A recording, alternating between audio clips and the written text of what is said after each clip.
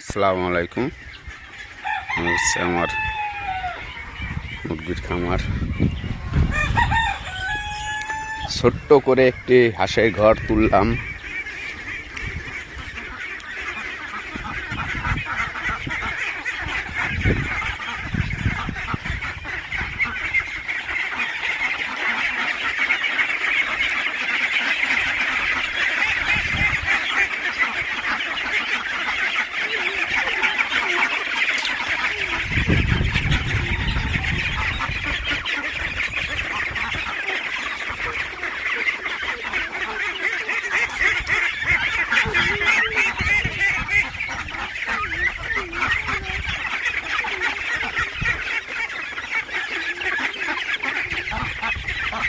এটি হচ্ছে আমাদের খাকি ক্যাম্পেল হাঁস।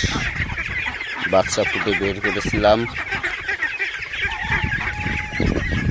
প্রথম অবস্থায়